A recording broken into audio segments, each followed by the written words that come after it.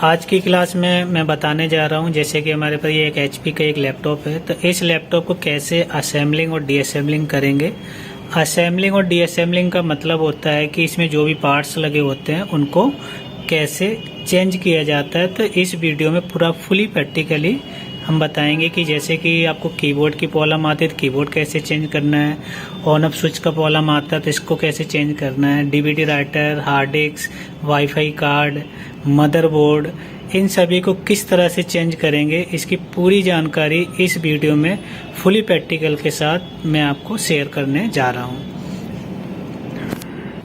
जैसे कि आप देख रहे हैं ये लैपटॉप पूरा चालू लैपटॉप है, वर्किंग है, इसमें कोई भी प्रॉब्लम्स नहीं है।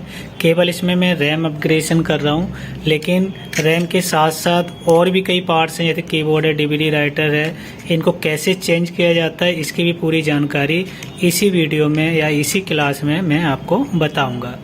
जैसे आप देख रहे हैं चालू है और हम ऑन करके भी आपको दिखाएंगे सारे पार्ट्स रिप्लेस करने के बाद, मतलब चेंज करने के बाद, और जितने भी पार्ट्स होते हैं उनको किस तरह से चेंज किया जाएगा, तो वो भी पूरी जानकारी इस आज की क्लास में शेयर करेंगे।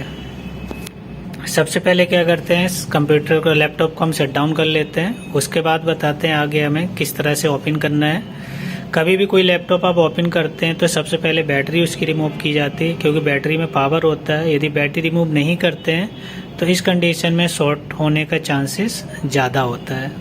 तो सबसे पहले मैं इसे शट डाउन कर लेता हूँ।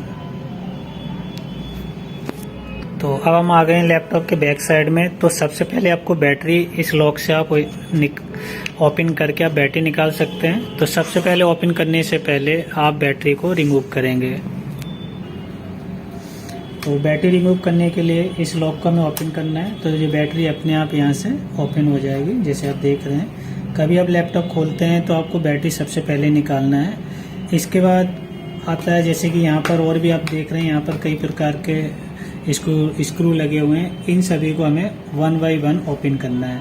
यदि आप कोई लैपटॉप है उसका आप DVD राइटर ही केवल चेंज करना चाहते हैं तो DVD राइटर में जैसे आप यहाँ पर देख पा रहे होंगे, तो यहाँ पर एक स्क्रू लगा हुआ है और यहाँ देखिए DVD राइटर का ODD का एक साइन बना हुआ है।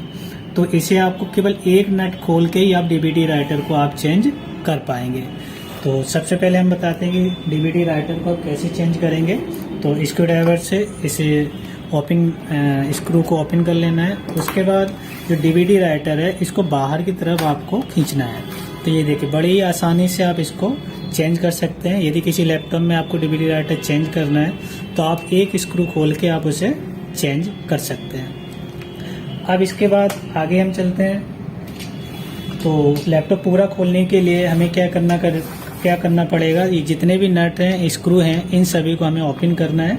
जैसे कि यहाँ पर कुछ स्क्रू मैंने पहले से खोल रखा है और यहाँ पर भी आप देख रहे होंगे तो यहाँ पर 2 स्क्रू लगे हुए हैं, इनको भी हमें ओपन करना है। तो हम जल्दी जल्दी ओपन कर लेते हैं जिससे वीडियो ज़्यादा लंबी ना हो।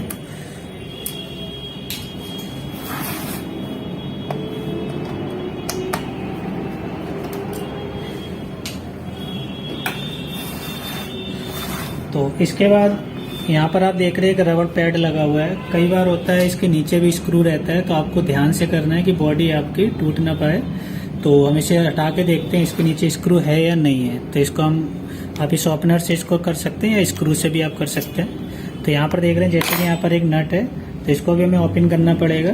तो इसको हम ओपन कर लेंगे। तो ये बेसिकली स्लिप है, बाहर नहीं आ रहा है, लेकिन ये ओपन हो चुका है। इसी तरह से इस तरफ भी हमारा जो एक पैड है, रबर पैड, इसको भी हम ओपन करेंगे, निकालेंगे। उसके बाद इसके नीचे के जो स्क्रू है उसको हम रिमूव करेंगे।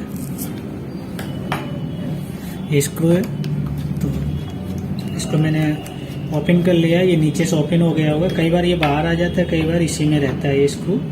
इसके बाद कोई लैपटॉप में यदि आप केवल कीबोर्ड चेंज करना चाहते हैं तो कीबोर्ड चेंज करने के लिए जैसे आप यहाँ पर देख रहे हैं, यहाँ पर एक कीबोर्ड का साइन दिया हुआ है। तो ये कीबोर्ड का जो नट है, मतलब स्क्रू है, इसको आपको ओपन करना है। और एक आप देख रहे हैं यहाँ पर भी साइन है, तो यहाँ पर साइन जो है, ये भी स्क्रू जो है वो कीबोर्ड का है। तो कीबोर्ड चेंज करने के लिए पूरा लैपटॉप हमें खोलने की जरूरत नहीं है, केवल आप इन 2 स्क्रू को निकाल के आप कीबोर्ड को बड़ी आसानी से चेंज कर सकते हैं। जैसे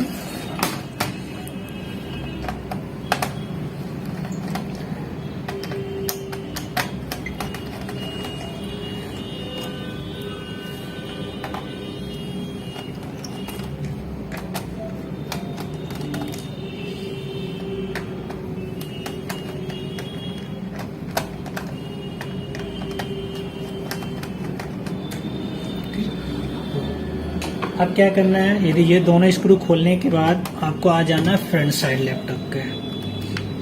तो यहाँ पर आप देख रहे हैं, तो यहाँ पर ये कीबोर्ड है। कीबोर्ड को खोलने के लिए ज़्यादातर इस जगह पर लॉक होते हैं, तो ज़्यादा आपको स्क्रू ड्राइवर से नहीं करना है। ज़्यादातर आप ओपनर लेके रखिए या फिर कोई शार्प चीज़ है, चाकू वगैरह से भी आप खोल सकते हैं। ज़्यादातर हम लोग जो नॉन टेक्निकल लोग हैं तो आप अपने चाकू या कोई भी शार्प चीज़ से कर सकते हैं, लेकिन स्क्रू से नहीं करना है, स्क्रू ड्राइवर से। तो इससे क्या होता है, यदि फिसल जाता है तो बॉडी पे स्क्रैच आ जाता है। तो बेटर ऑप्शन जो है, सबसे बेस्ट जो है वो ओपनर है। ये मार्केट में आपको बहुत आसानी से मिल जाएगा, स्टील बॉडी का। तो इसे ओपन करने के लिए कीबोर्ड को, तो यहाँ से बड़ी आसानी से निकल जाएगा। जैसे आप देख रहे हैं यहाँ पर ये आपका निकल गया है, ठीक है। और निकलते बाद आप आराम से इसको उठाना है, क्योंकि इसके नीचे इसका फ्लेक्स केबल लगा होता है। अब इस लॉक को खोलने के लिए हमें जो करना है, इसको ऊपर की तरफ इसको मूवमेंट उठाना है हल्का सा, जैसे इस तरह से। और इसको आप यहाँ से बड़े ही आसानी से आप चेंज कर सकते हो। तो कीबोर्ड चेंज करने के लिए आपको पूरे लैपटॉप खोलने की ज़रूरत नहीं है। जैसे मैंने आपको बताया, इसी तरह से आप कीबोर्ड को चेंज कर सकते हैं। अब मार्केट में इसके मॉडल के हिसाब से आप लाइए, 2 स्क्रू खोल के आप इसे यहाँ पर लगा सकते हैं।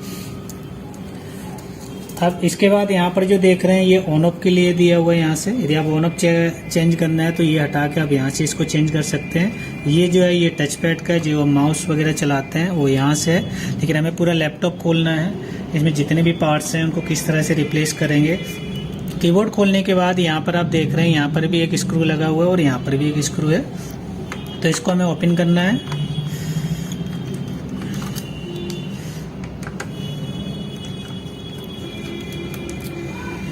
इसको मैंने ओपन कर लिया है। अब इसमें जैसे यहाँ पर कीबोर्ड में लॉक था, उसी तरह से आपको यहाँ पर भी है। इसे आप इस तरह से खोल सकेंगे। यहाँ पर भी हमारा दिया हुआ है इस तरह से।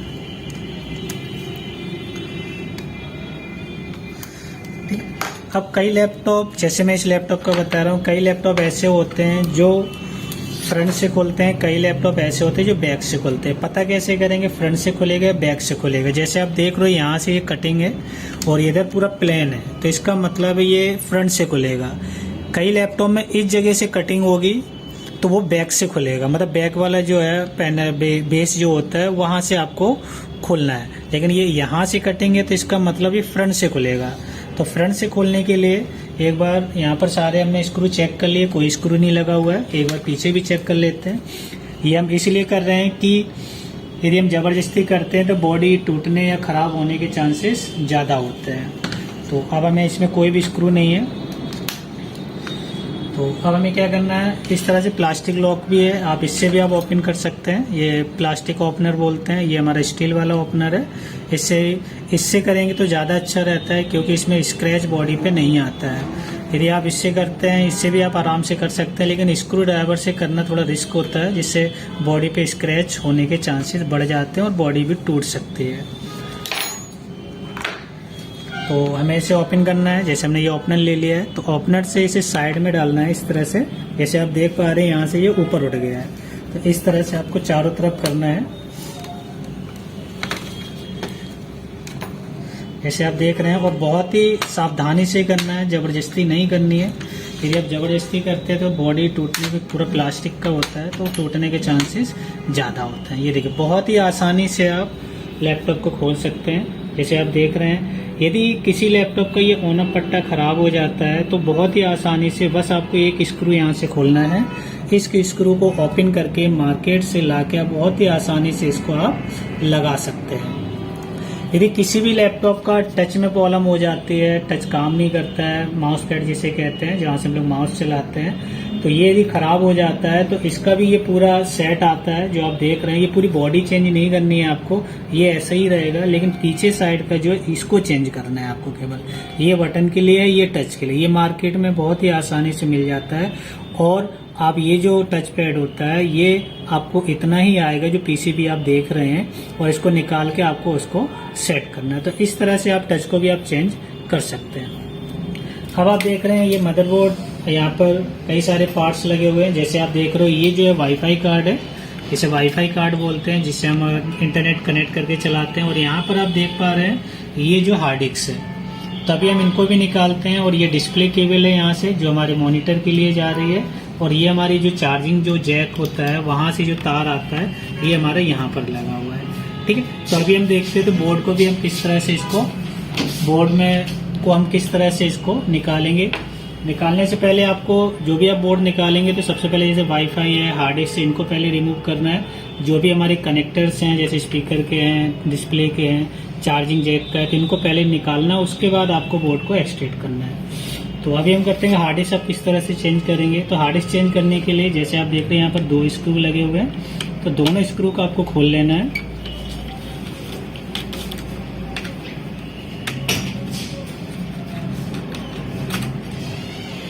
यहाँ पर मैंने स्क्रू खोल लिए है और ये देखिए यहाँ पर एक रबर टाइप का है, तो इसको आपको अपनी तरफ खींचना है इस तरह से और ऐसे उठा लेना है। तो ये देखिए ये बहुत ही आसानी से हार्ड डिस्क आप चेंज कर सकते हैं।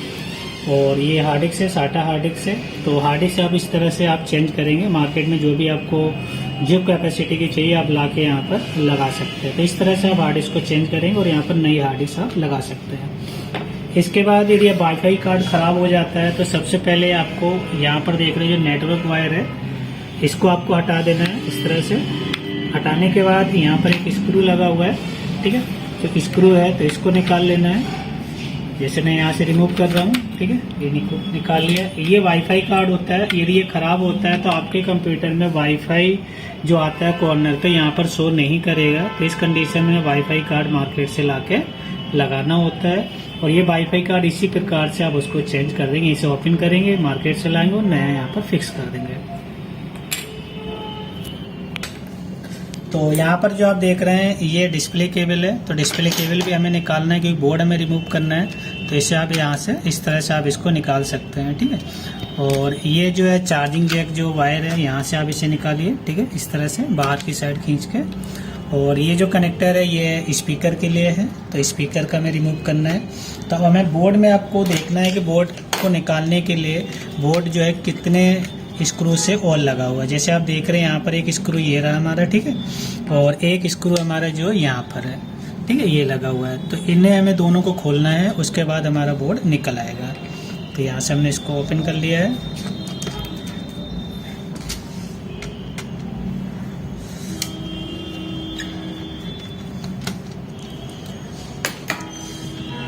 तो इस तरह से हल्का सा उठाना है बोर्ड को। और यहाँ पर देख रहे हैं आप एक कनेक्टर लगा हुआ है यूएसबी पोर्ट का, तो इसको भी आप यहाँ से इसे रिमूव करेंगे, ये चिपका हुआ है। तो इस तरह से आप बोर्ड को भी चेंज कर सकते हैं। यदि कोई बोर्ड ख़राब हो जाता है तो इसके मॉडल नंबर से या इसके पार्ट नंबर से आप मार्केट से इसे ला के इसी प्रकार से आप रिप्लेस कर सकते हैं। जैसे कि इसमें ये रैम लगी होती है, तो रैम को भी हमें बदलना होता है, चेंज करना होता है। यदि हमें रैम चेंज करना है तो आपको रैम को यहाँ से निकालना है इस प्रकार से। ये रैम निकल आई है। अब जैसे हमें इसमें नई रैम लगानी है, ये 2 GB की रैम लगी है, इसमें हमें 4 GB की रैम लगानी है। स्लॉट एक ही है तो इसमें हम 2 रैम एक समय में नहीं लगा सकते हैं। तो यहाँ पर मैं एक नई रैम लेके आया हुआ हूँ, तो इसमें हमें रैम को अपग्रेडेशन करना है। तो यहाँ पर ये रैम है, ये 3 साल वारंटी की है रैम, तो मार्केट में मिल जाती है। आप इसी तरह से यदि आप लगवाते हैं मार्केट में जाके तो लगभग आपको जो रैम का कॉस्ट होता है वो कॉस्ट और सर्विस चार्ज 350 रुपये आपको लेंगे वो। लेकिन यहाँ पर हम ये जितने भी हमारे स्टूडेंट आते हैं ये सारा उनको हम फुली प्रैक्टिकली सारी चीज़ें कराते हैं। तो रैम लगाने के लिए जैसे आप देख रहे हैं यहाँ पर ये 4 GB रैम है, ठीक है, DDR3L है। तो इसे रैम लगाने के लिए कट पे विशेष ध्यान रखना है। कट को देख के आपको इसको इस तरह से और इस तरह से नीचे की तरफ आपको दबा देना है। तो ये रैम आपकी यहाँ पर लग गई है। तो इस तरह से आप रैम को भी चेंज कर सकते हो। कई बार ऐसा होता है कि सिस्टम स्लो चलता है, हैंग होता है। अब इसमें देखो CPU फैन नहीं लगा हुआ है क्योंकि इसमें जो टेक्नोलॉजी यूज की गई है वो SoC टेक्नोलॉजी है, मतलब सिंगल चिप पे पूरा बोर्ड चलता है। तो इसको भी हमें निकाल के इसके नीचे कूलिंग पेस्ट हम लगाते हैं, तो कूलिंग पेस्ट की वजह से सूख जाता है, उसकी वजह से भी कई बार सिस्टम जो है वो स्लो चलता है। तो अभी हम इसमें एक कूलिंग पेस्ट भी हम लगाएंगे इसमें, तो वो किस तरह से लगाएंगे वो हम अभी देखेंगे। तो ये कूलिंग पेस्ट है, तो ये कूलिंग पेस्ट हम यहाँ पर लगाएंगे। इस लैपटॉप में जो जनरल जो प्रॉब्लम्स है जो हो रही है, स्लो चलता है, हैंग हो जाता है थोड़ी थोड़ी देर में, तो मैंने इसका रैम अपग्रेडेशन किया हुआ है और इसका कूलिंग पेस्ट भी सर्विस भी कर रहा हूँ। तो इसके साथ साथ मैंने सभी पार्ट्स को किस तरह से चेंज किया जाता है वो भी इसी क्लास में मैंने आपको बताया है। तो सबसे पहले कभी भी आप इसे खोलते हैं तो हमेशा बैक साइड में सपोर्ट के साथ ही खोलना है। कभी भी आपको इस तरह के दबा के आपको कभी भी नहीं खोलना है, जिससे बोर्ड बैंड हो जाता है, ख़राब होने के चांसेस बहुत ज़्यादा हो जाते हैं। हमेशा बैक साइड सपोर्ट लेके, अब इस तरह से सपोर्ट लेके उसके बाद आपको खोलना है। हमेशा खोलते वक्त नट जो है, स्क्रू जो है, हमेशा अल्टरनेट खोलने हैं आपको, यानी कि एक तरफ के आपने खोल लिए और एक तरफ के आपने बाद में खोले, इस तरह से आपको अल्टरनेटिव आपको खोलना है।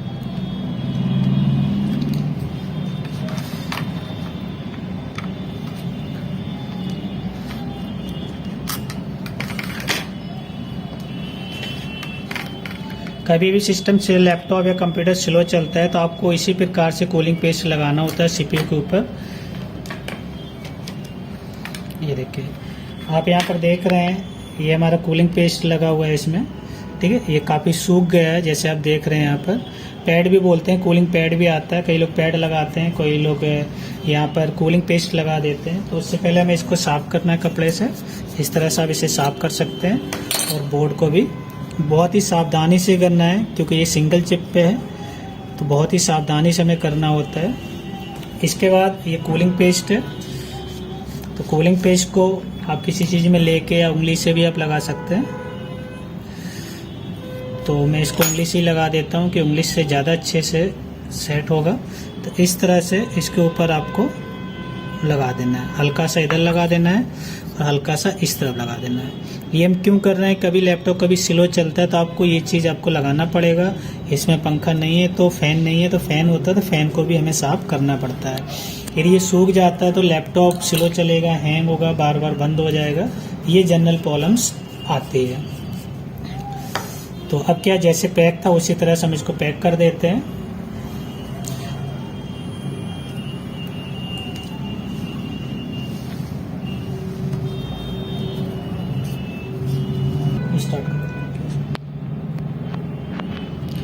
तो अब जैसे मैंने आपको बताया, हमेशा जो स्क्रू है अल्टरनेट लगाना है और सारे स्क्रू एक साथ टाइट नहीं करना है आपको।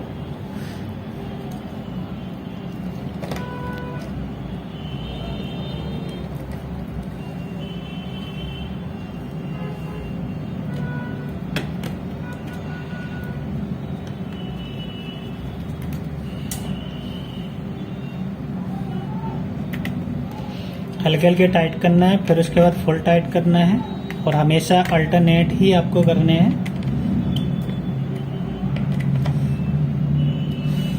ठीक है, तो इस तरह से आप बोर्ड में जो भी, बोर्ड को भी आप रिप्लेसमेंट इसी प्रकार से आप कर सकते हैं, रैम को भी इसी तरह से आप रिप्लेस कर सकते हैं, हार्ड डिस्क है तो उसको भी इसी प्रकार से कर सकते हैं, रैम है तो रैम, वाईफाई कार्ड है तो वाईफाई कार्ड, डीवीडी राइटर है तो डीवीडी राइटर। तो इसी प्रकार से आप किसी भी लैपटॉप को असेंबलिंग, डीअसेंबलिंग या पार्ट रिप्लेसमेंट आप कर सकते हैं। जो मैंने आपको बता रहा था ये सारी असेंबलिंग डीअसेंबलिंग कहते हैं, लेकिन इस वीडियो में मैंने आपको हर एक पार्ट को किस तरह से चेंज करेंगे तो वो भी आपको जानकारी दी है। अब मैं इसको एक बार पैक कर लेता हूँ कि वीडियो बहुत लंबी हो जाएगी, तो पैक करके फिर आपको हम ऑन करके दिखाएंगे कि जैसा था हमारा वैसे ही हो गया और रैम भी हमने इसकी अपग्रेड कर दी है। तो यहाँ पर मैंने लैपटॉप को पूरा पैक कर लिया है, तो बैटरी लगा के मैं एक बार चेक करता हूँ चालू है या नहीं है। सारा चीज जितने भी पार्ट्स है प्रॉपर लगे हैं या नहीं लगे हुए हैं।